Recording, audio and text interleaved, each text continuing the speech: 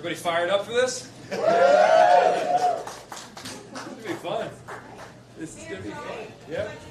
Yeah, I would love to kick us off. All right, everybody.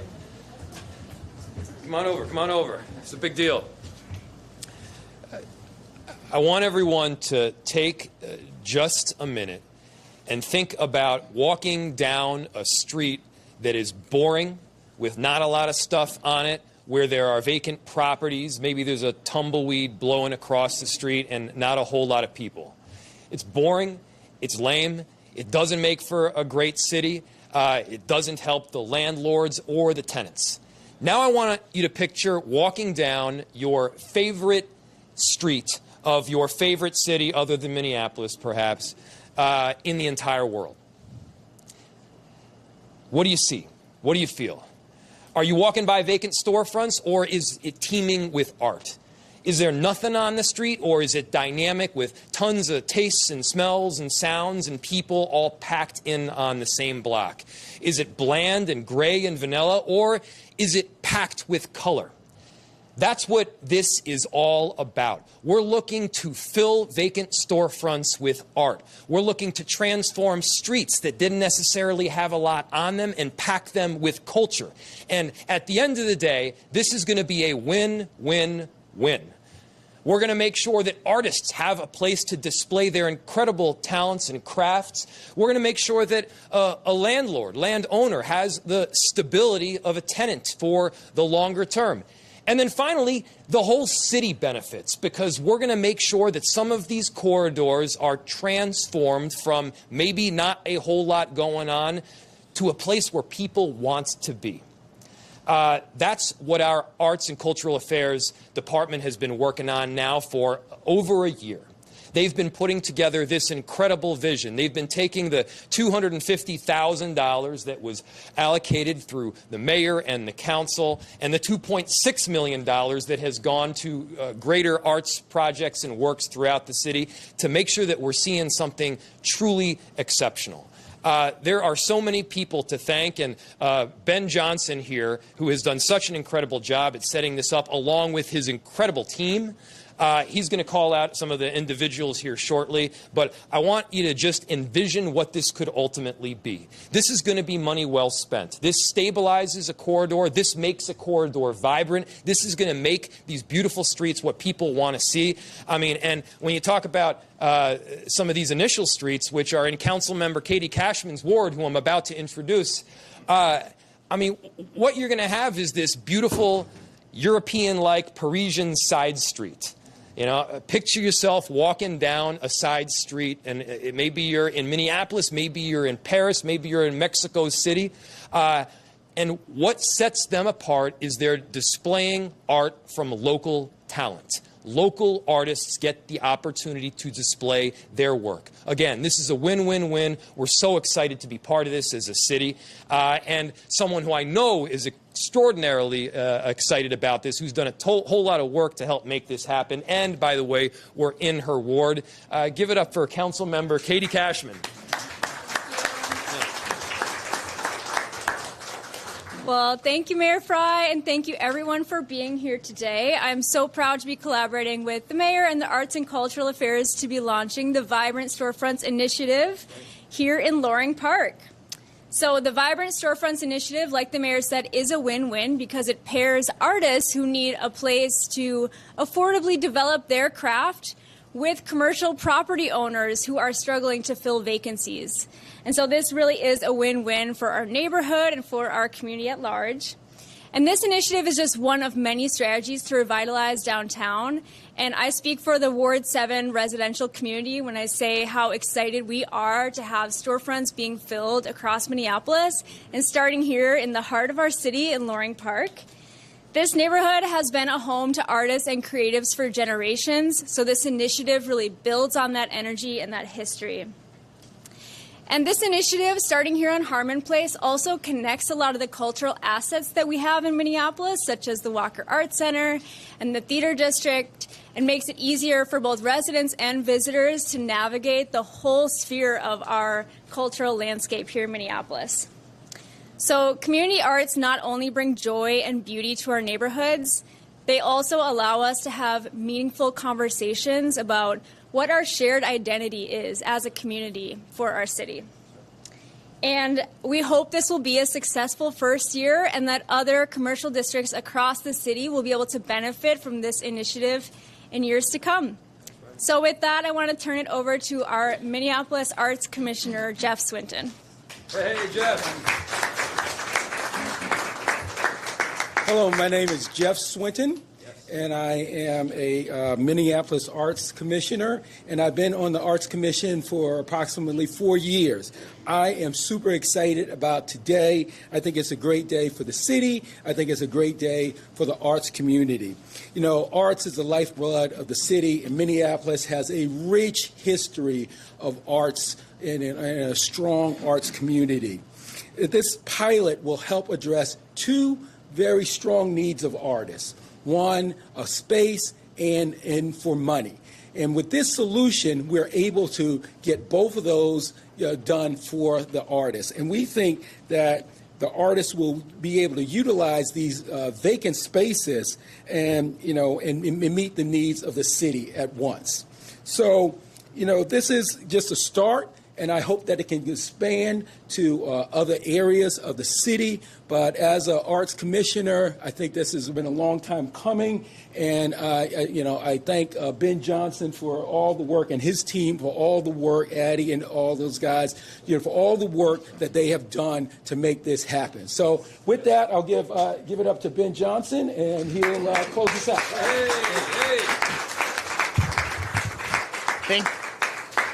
Thank you, Jeff, for everything you do in supporting the arts. Yes. Really grateful to you. Good afternoon. I'm Ben Johnson, Director of Arts and Cultural Affairs for the City of Minneapolis. I also want to recognize my amazing team. Yes. Addie Gonzalez, Cassie Garner, George Edwards is here, as well as Mina Mengelvedker somewhere out here. So I thank them. They are launching this initiative. I also want to quickly recognize Lucy Thompson, who's the chair of the Minneapolis Arts Commission. Thank you for being so incredibly supportive. So one day very soon, I look forward to all of us standing here in this space, which you will see full of creativity, creative activity, full of art, and full of community, and all because we provided the means necessary to get it up and running.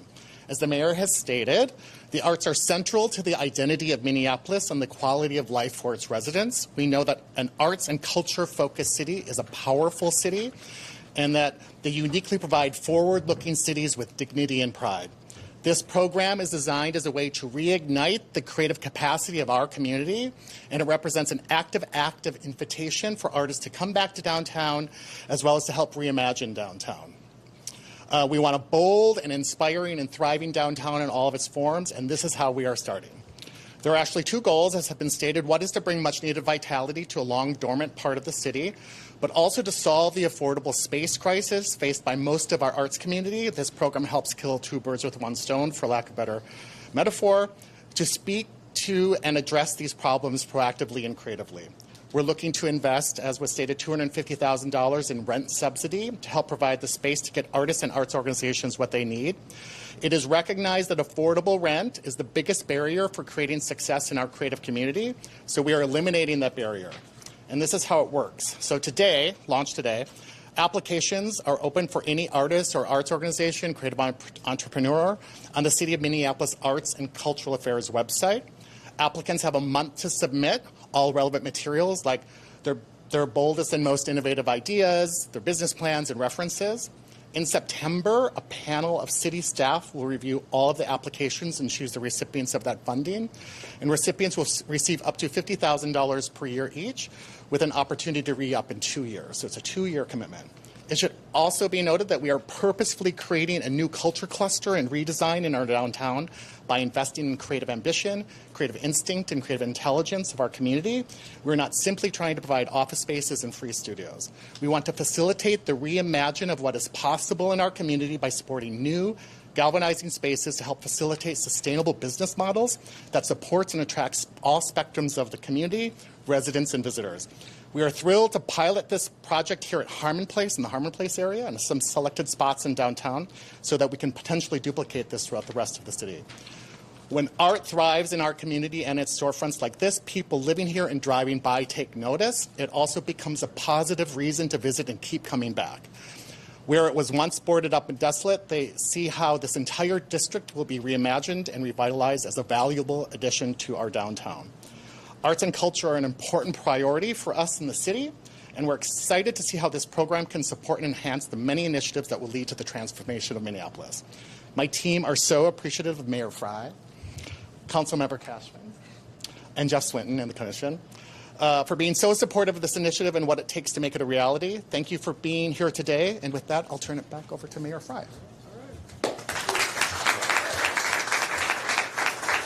So as you can see, we're all pretty pumped up here, and this took a whole lot of work from a whole lot of people, and most notably, I just want to thank the Arts and Cultural Affairs team here that has been working to get this all set up. You did some really great work to make this a reality. Thank you. Also, a big thank you to Ken Sherman over here for hosting. Really appreciate you. This space here is one example of many that will ultimately be re-envisioned, reimagined, and become really beautiful corridors. With that, I'll open it to questions. How many, Yeah. how many artists do you think, or how much money is there, and how many of these opportunities will there be for artists? I'll turn it to Ben. Yeah.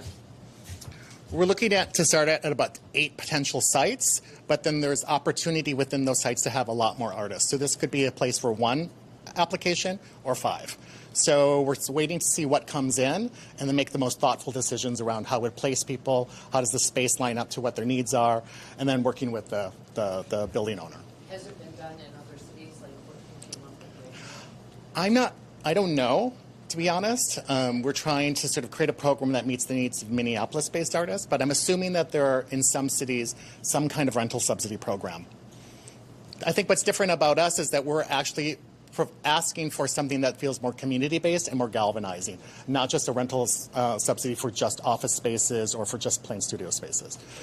Yeah, so there is a mandate that when people take these spaces, they have to, at a minimum, have a quarterly gathering or quarterly events or more. They can have more, but at least a minimum where people are coming downtown and seeing what's going on. And I'll just note, there was a time where artists had tons of space downtown. And then what happened? Decades ago, the values of the properties went up. The rents went through the roof, and these artists got displaced from some of these neighborhoods that they made wonderful to begin with. And then maybe they headed over to an area with a whole bunch of vacant warehouses, and then that area became North Loop. And then maybe after that, they moved across the river and went to Northeast, and then the values rose again. And so what we're seeing is a rebirth, a new opportunity to make sure that artists have a place, not just when value is low, but making sure that they've got that spot for the long haul, making sure that we're embedding art in the work of the city, because at the end of the day, that's who we are. Yeah. Can you identify any of the other sites where you might bring these artists? I think that's part of the process right now that we're going through, but Ben. I'm going to ask my staff to maybe help me because I can't remember what the exact address is. Yeah. But this building, which includes also this whole back area over here, which you can't see, there's another site, a kitty corner called Harmon Court, which has several floors, over 3 floors of available space. Down the street is the Fast Print, that old 1940s building that's untouched, that's owned by Lunds. There's another building almost down the street in the kitty corner of the other site, which is, what address is that? Do you remember? It's just in this neighborhood. Yeah. Then we're also looking at a site called the Arcade, which is part of the Dayton's Project parking garage. We're also, and we have been looking at other sites too, but we're actively working with those building owners that will work with us. So we're forming, this is much more of a partnership-based program than anything else. And I have a feeling that there will be many that say, well, what about this neighborhood? And what about that neighborhood? And let's get this on the north side, and let's get this over on the south side. And that's the right response. We're trying to roll this out now to make it successful, to understand logistically how this works. And then, of course, the goal is that we can expand. Yeah. Is this specifically for the visual arts, or is this performance, dance? Oh, I would love that. Yeah. It's for all mediums. So creative entrepreneurs, music, film, theater, dance, visual art, technology, you name it. We're looking to fill and invite the most creative applicants, and we're also looking for people to possibly think about partnering with other organizations. For example, we have talked to Minnesota Fashion Week about putting forth a proposal that supports 90 fashion designers. We've talked to mid-sized theater companies have a new theater residency rehearsal center. We've talked to Minneapolis Public Schools art teachers about having a new art teacher center where they can also bring together artistically motivated kids from Minneapolis with other cities. Ideally, though, what we're presenting is also a culture cluster, because oftentimes you'll see our arts ecosystem just spread out all over the city wherever it can happen, and there's a lot of intentional design around purposefully thinking about this as a new walkable campus that bridges the walker into downtown, and it makes sense from a cultural perspective and from a tourist perspective, and it's just a super attractive location for visitors. If I might add one thing, that Ben is prioritizing local artists. So for that reason, downtown and Loring Park artists who live here are very much encouraged to apply. That's right. Any other questions? Yeah. I do have a quick question. Yeah. If you could address about, you mentioned about preventing gentrification, but rather to bring the community together. Yeah. For more vital activities here with Yeah. culture and all of that. Right. What would be the kind of tangible funds to prevent gentrification? And number two is, I think Ben mentioned about there is a kind of process to be selected who is going to take place here.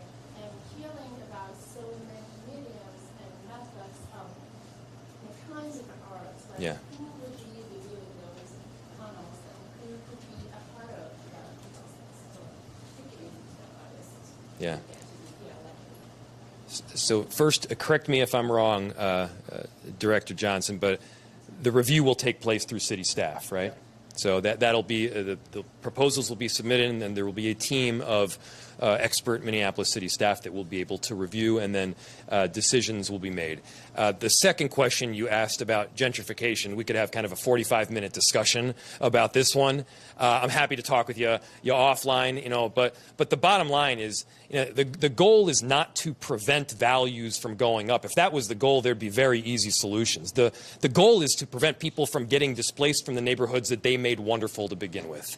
And there's work that we can do around affordable housing. There's work that we can do around dual spaces that are both live and at times work. There are things that we can do to prevent people from getting displaced from these specific communities. And again, we can have a longer conversation about it. And some of it is through things like the Ownership and Opportunity Fund, so that the same people own the property in addition to the business, so that when those values rise, rather than getting the boot because the rents got jacked through the roof, they actually recognize the return in value and get to reap the benefit from their hard work. So a couple of examples. There's a lot more to this thing. There's no city in the entire world that has entirely figured out that dynamic, but it's a fair question. And yep, please.